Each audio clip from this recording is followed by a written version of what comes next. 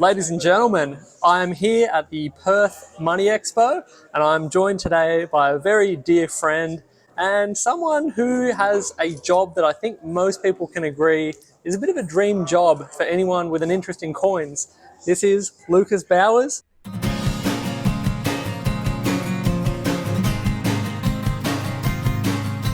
What's the latest in the world of coin design? I'll tell you what, it's been a pretty hectic period. I don't know, I'm sure you guys would have noticed as well in the last, 3 years or something. It's Yeah. really kind of blowing up Absolutely, all over the yeah. place. So it's been pretty non-stop Yep. from a design point of view. Yeah. Constant stream of new product.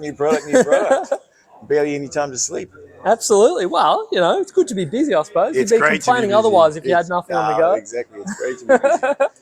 Fantastic. And it's great to have that amount of variety to work with as well. Absolutely. And speaking of working in variety, this may be a lesser known fact to some of the viewers who know you as one of the iconic designers from the Perth Mint. You also have involvement in some other artistic endeavours, namely a very impressive music video that has just had its 1 year anniversary. You want to fill the audience in on that?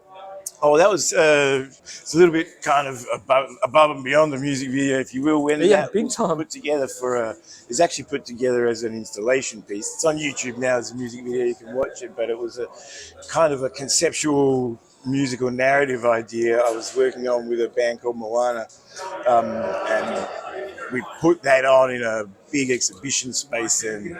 It was built into what we call the big red box because it's a giant kind of cargo container type thing, all black inside, with that being projected on the walls and playing. Yeah. And then around that, an exhibition of limited edition prints and garments and stuff that we made, kind of looking at all the different ways that we could tell the story of this. The color red is the name of it. So needless to say, there's a lot of red involved. When you're working all the time in coins, that's a very specific medium that obviously by its very nature is also very small. Absolutely. So there's a lot of times when you start to get a bunch of other ideas and you're like, how can I go big? This is something I want to do, try something different for a bit and actually get big. So yeah, that was really exciting kind of way to explore that. I enjoy having kind of the ability to express both sides of that creative drive. And so my understanding is prior to being involved in the coin design world, you were predominantly in fashion?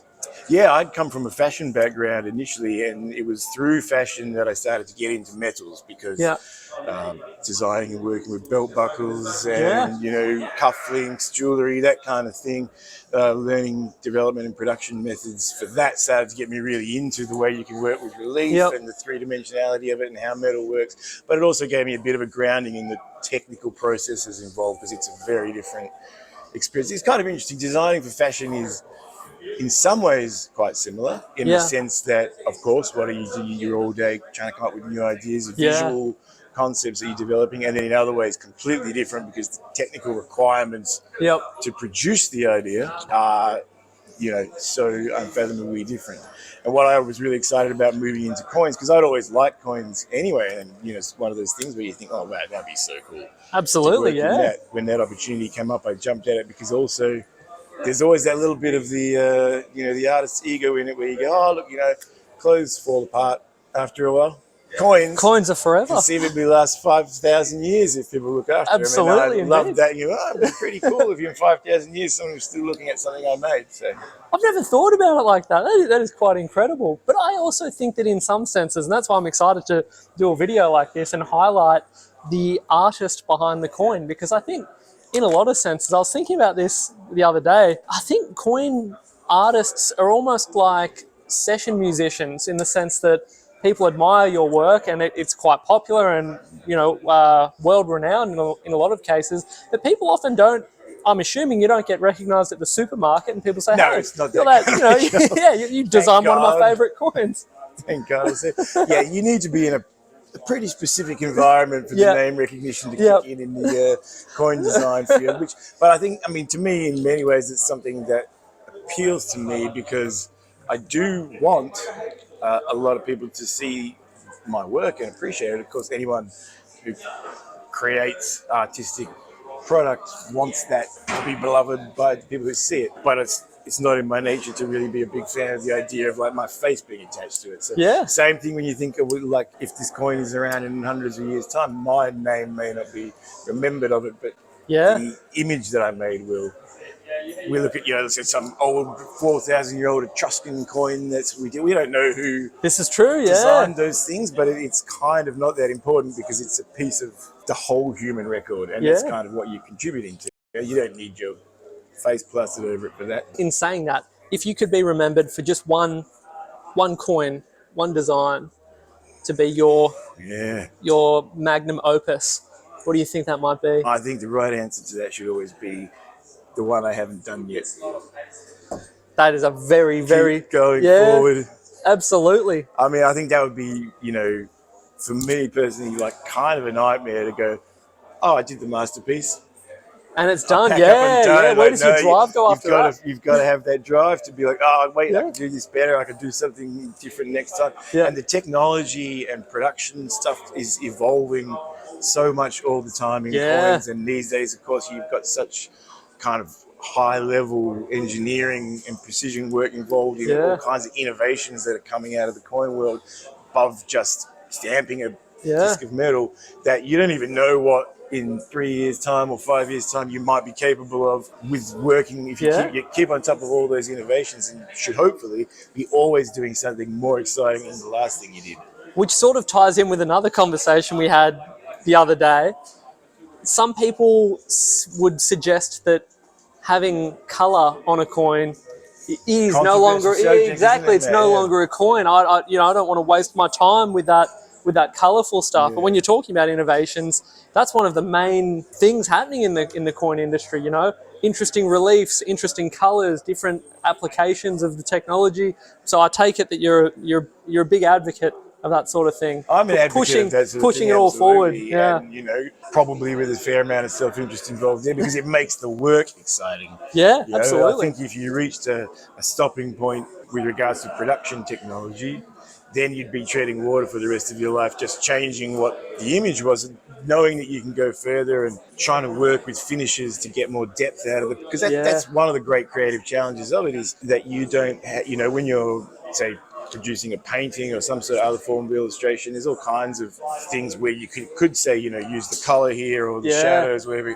Working strictly in relief, you don't have that. And so there's some really exciting creative boundaries to push me, like, all right, how do I take hard metal and, say, depict smoke? Yeah. What could I do with that? And the more the technology grows, the more you've got flexibility to do exciting things like that. And that's kind of what keeps me going.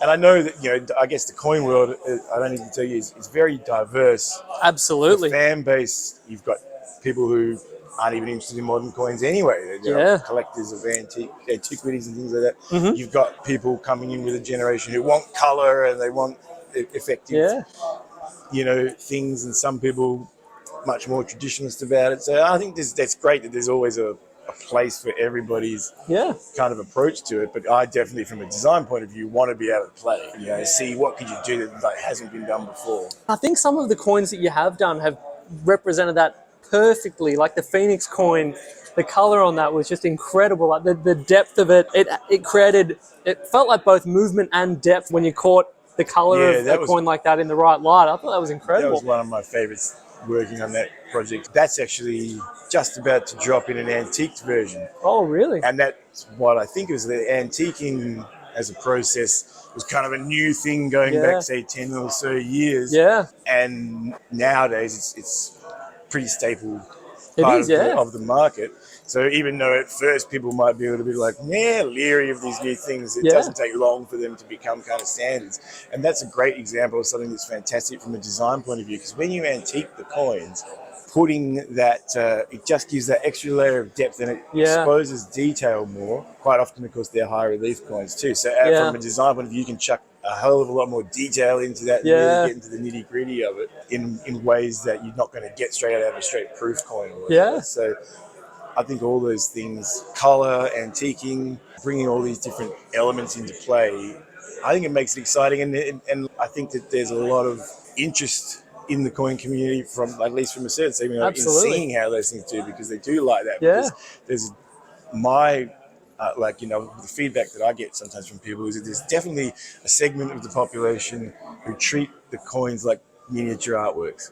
And Yeah. that's what they like to be able to collect Absolutely. miniature artworks. And that's the audience, I guess, that is most exciting for a designer. And so therefore it's good to know that you can keep pushing the boundaries for those people as well. Like, Let's say far out there idea 10 years from now, what do you think the landscape could potentially look like from the perspective of a designer? Or what would you like to see in the industry, you know, with antiquing being a relatively new addition to the coin world? Are there any stylistic approaches that you'd like to see? Yeah, I mean, I think things like that actually work with the qualities that metal has as an element. Yep. And the patina and the finishes that you can get and stuff like that. I mean, whether or not you're a traditionalist who believes that coins should keep simple and stay away from these special effect ideas and stuff, the simple fact is that coins as a daily pocket currency thing is disappearing and will have completely disappeared in a relatively short period of time in our day-to-day lives. And this, you know, as an investment piece, collector piece, that's where the strength is going to lie. And I think because of that, production quality can be much higher. You can actually spend more time and more money producing more interesting things. So you talk about 10 or 20 years in the future, I hope the sky's the limit. Yeah, we'll be sitting here again in 10 years saying, could you have imagined what's now out there in the coin world? Yeah, exactly. I mean, you know, you think about it was 10 years ago, really, when the first smartphone came out.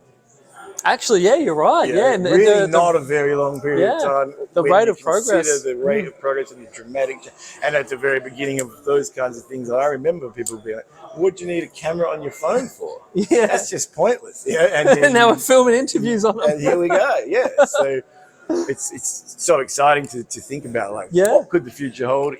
It's going to be interesting. Oh, well, one way or another, I hope people continue to support your exciting work and continue to enjoy the incredible artwork that you produce on coins. And I'll put a link in the description to the music video for the Colour Red, and people can go and check that out. And I'll put a link to your Instagram as well, because you put up some of your works on that. And people can get around and follow Lucas on social media. Come aboard, click on. Yeah. Thank you very much for sitting down and having a chat. Cheers, man. And look forward to doing it again soon. Thanks for having me, dude. No worries.